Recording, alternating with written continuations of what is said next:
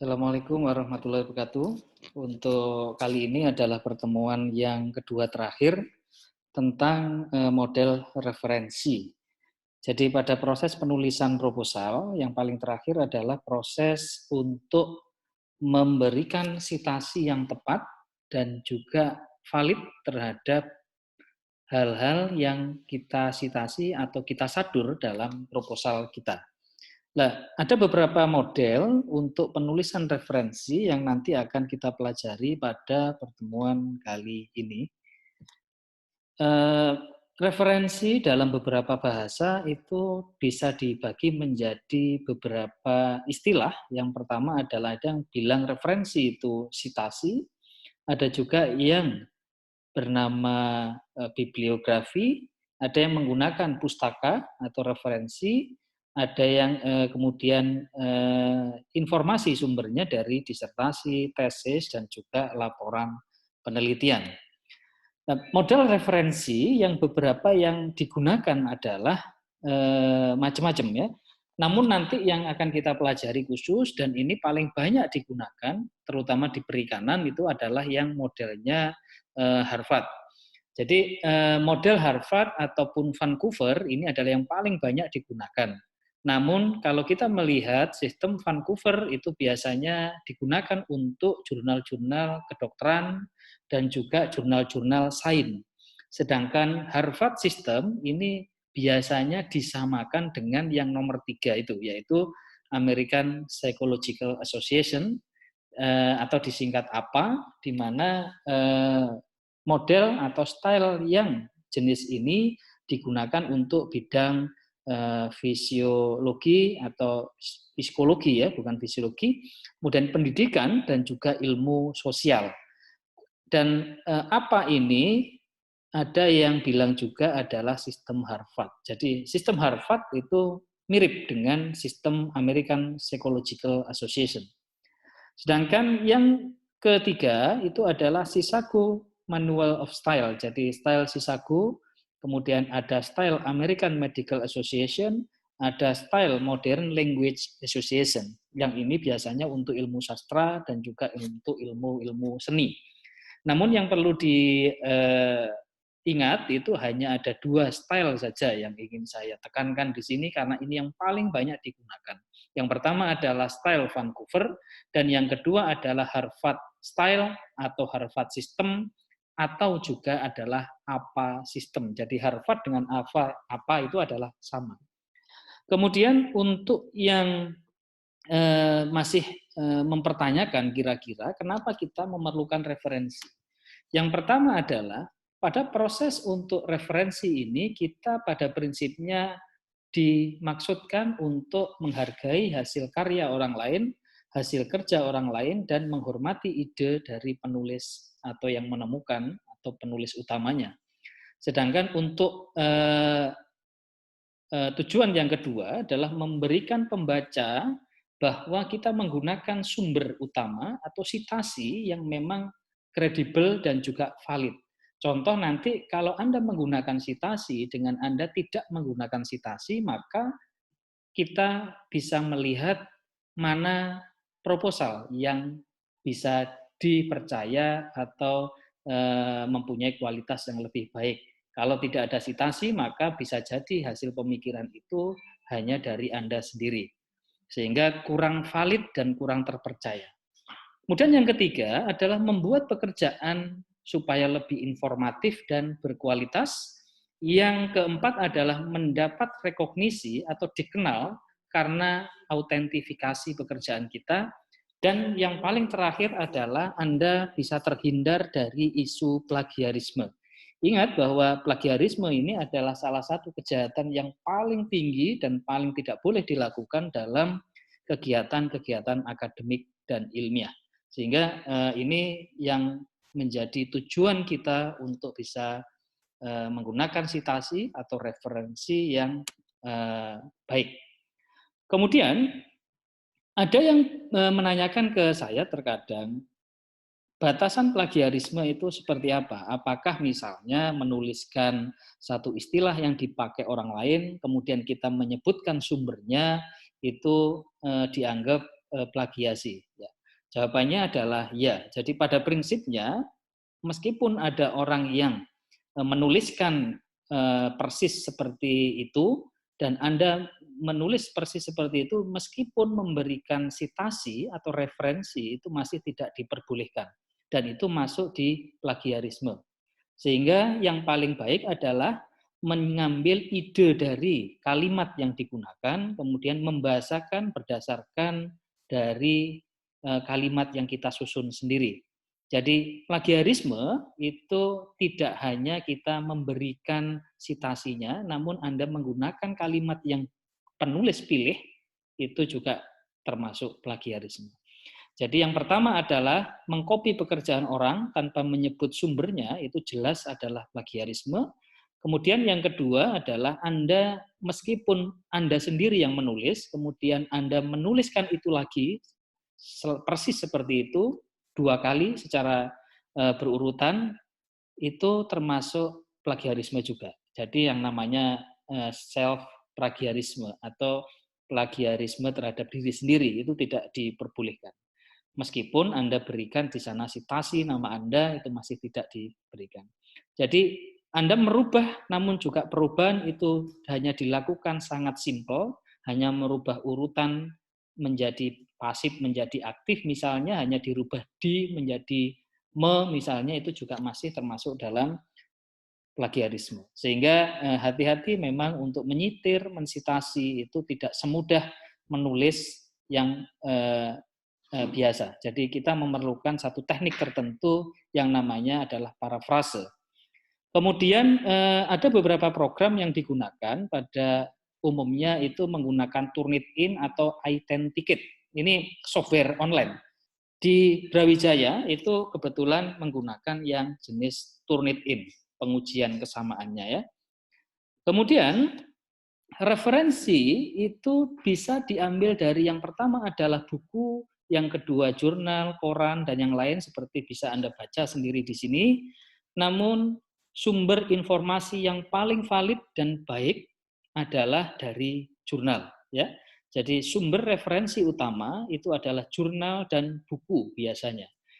Meskipun jurnal sendiri kita harus melihat dari kualitas penerbitnya dan juga kualitas manajemen dari jurnalnya, namun menjadi kesepakatan umum bahwa jurnal ini adalah sumber yang paling baik untuk penulisan proposal. Ya, ingat bahwa Anda gunakan jurnal, dan di sini itu tidak ada yang namanya blog. Jadi sebenarnya blog itu adalah bukan sumber referensi.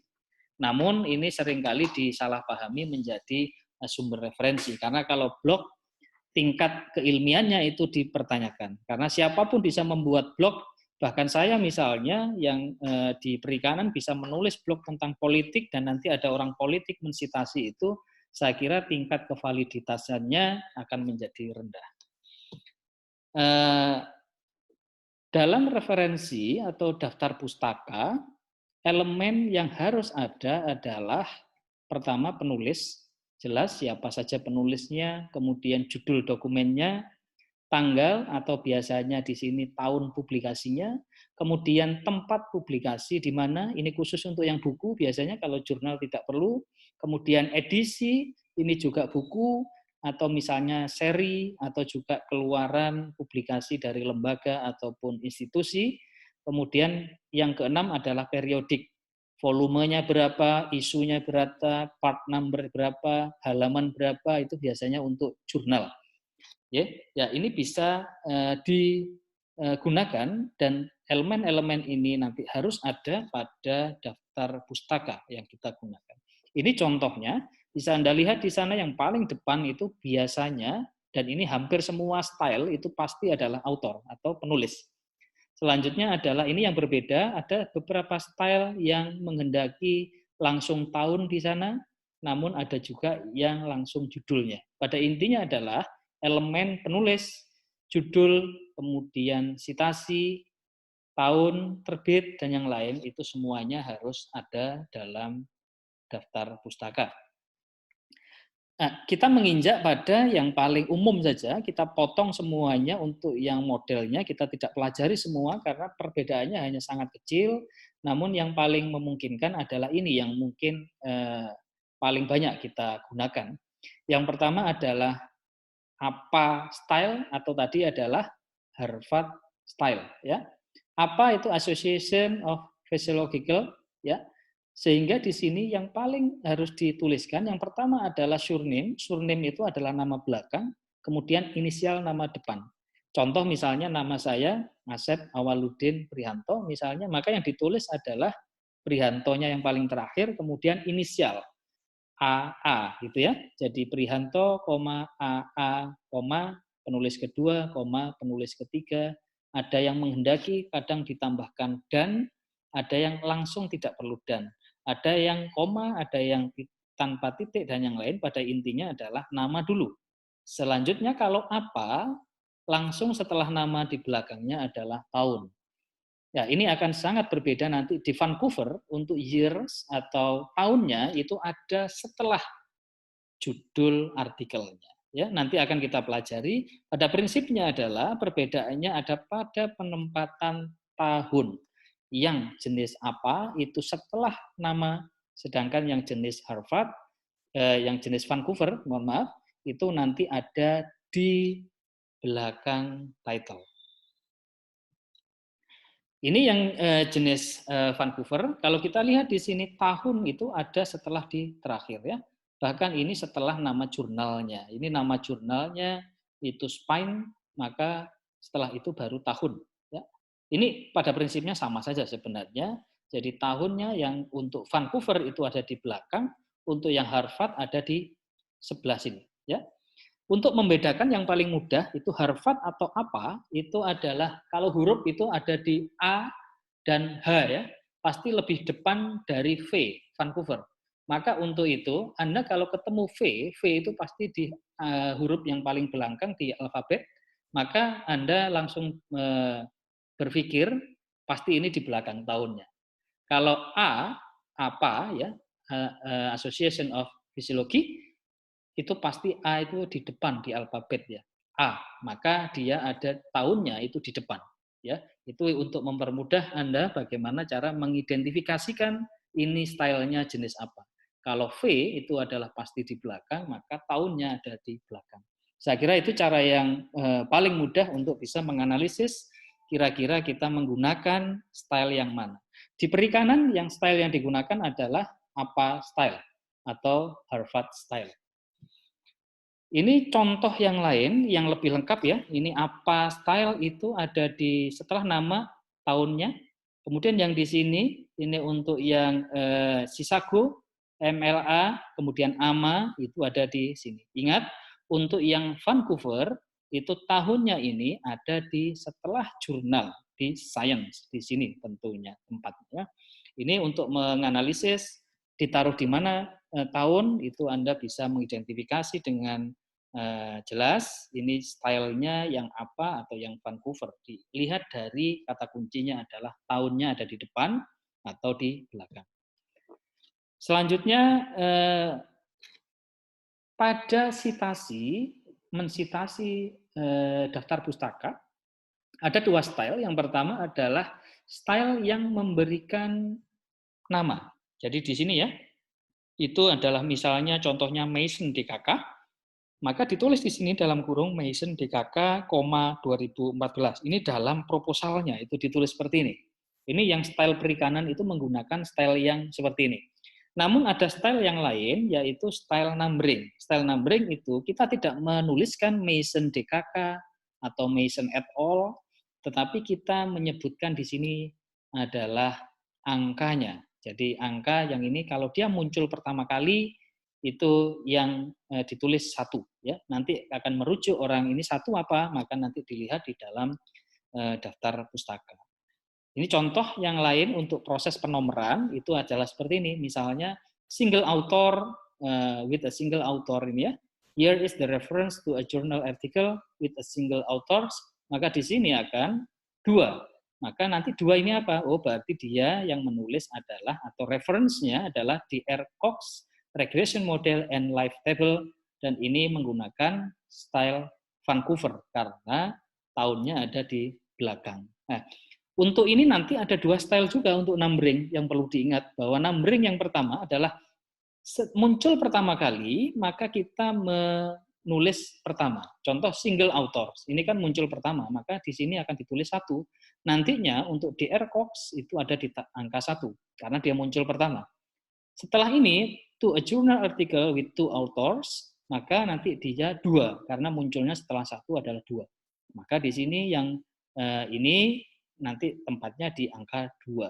Ya, ini adalah model sitasi. Untuk yang penomoran ada 2 style, namun pada prinsipnya untuk style sitasi itu ada 2. Yang pertama adalah dengan menyebutkan penulisnya saja, yang penulisnya ini adalah surname atau nama belakang, kemudian tahun, ada yang titik koma, ada yang koma saja, itu adalah gaya selingkung, biasanya disebut seperti itu, adalah gaya yang pada prinsipnya adalah ciri khas dari masing-masing panduan. Itu tidak perlu dipermasalahkan. Namun yang pertama adalah saya menekankan ada 2 model sitasi. Yang pertama adalah nama dari penulisnya, yang kedua adalah nomor dari urutan kapan dia muncul dalam proposal kita. Mungkin demikian yang bisa kita bicarakan untuk proses dari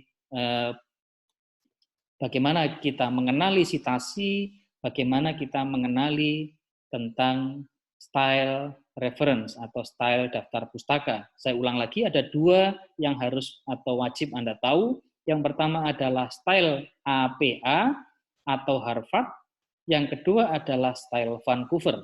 Style yang Harvard atau apa ditandai dengan tahunnya ada setelah nama penulis. Sedangkan untuk yang Vancouver itu ada setelah nama jurnalnya. Kita hanya masih mempelajari jurnal, yang lainnya nanti kalau book bagaimana? Silahkan nanti Anda pelajari sendiri untuk bisa mempelajari kalau sitasinya berbentuk buku seperti apa dan Vancouver itu perbedaannya seperti apa. Saya mengharap Anda nanti bisa belajar sendiri setelah mengetahui 2 style untuk yang jurnal. Baik, terima kasih. Saya ucapkan mungkin pertemuan ini menjadi yang terakhir untuk yang materi ya. Nanti minggu depan atau 2 hari lagi akan saya berikan tugas yang akan saya pakai sebagai tugas mungkin nilai akhir dari saya. Nanti akan saya gabung dengan nilainya Pak Happy, dan nanti akan kami rata-rata dan hasilnya adalah nilai akhir dari perkuliahan ini. Saya tutup sekian. Assalamualaikum warahmatullahi wabarakatuh.